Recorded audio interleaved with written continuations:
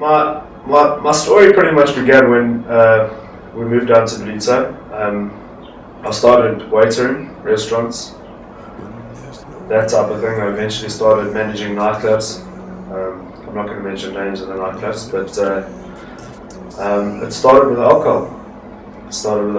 And from alcohol it led to other things. Actually, I'm wrong. It started with dacha, marijuana. That was my first, the thing that hit me first, which turned to basically alcohol, and then from alcohol, obviously you look for something else, another vice, which was pretty much cocaine. Nothing more than cocaine, but cocaine is a terrible thing. It's one thing you don't want to be in. You know, it was a case of waking up in the morning and basically looking for the nearest thing. I mean, I've been through,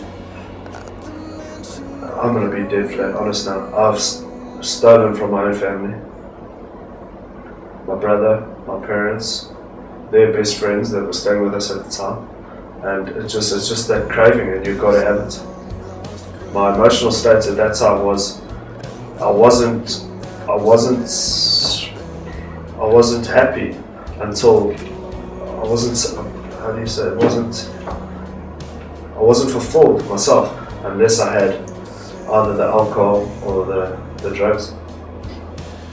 My thoughts on that at that time about Christianity is, I wasn't happy. When Dove started going, I kept asking Dove, why? I mean, for what? For what? I mean, what can this God do?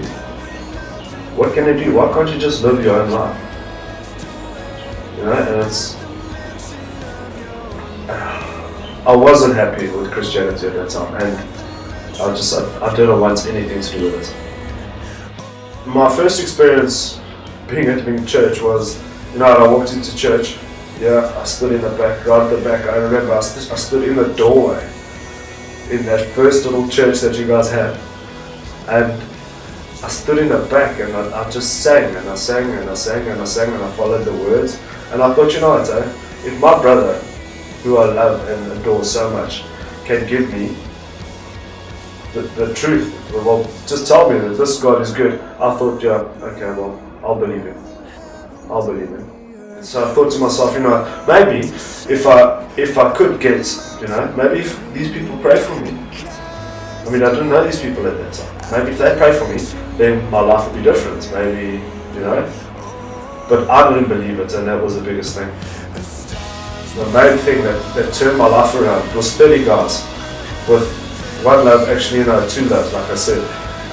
The bush, and just the presence of a guy called Jesus. And it was, it just changed my life dramatically. But still, to that point, I was not overwhelmed by the presence of God. I just didn't believe it.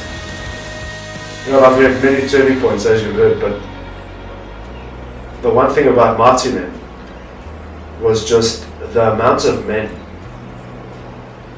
that were there that actually, were all singing and praying to this man. But once again, like I said about Umfolozi, I wasn't sure, I didn't know. And then Mozambique, the men's camp, once again, 30 guys, and it was just different country, and a bunch of guys opening up their hearts in the evenings and just speaking about our God, Jesus, and all types of different things and pictures and that type of thing, and that turned my life so much. I responded to prayer on that evening. I wasn't the first one to respond because I was nervous and I was shy. I was the last one to respond, and we stood there in the rain. Myself, Dylan Janich, Russell, the love of myself at Rensburg, Mark Slevy, and Dubsy, my brother.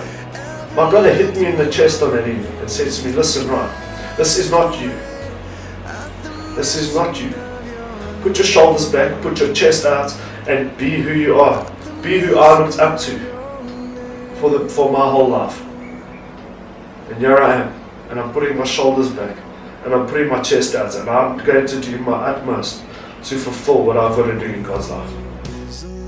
Like I said in the beginning, this is a story of God fighting for me and relentlessly pursuing me. And to be honest with you, this is the situation that I'm in now. I don't want to change.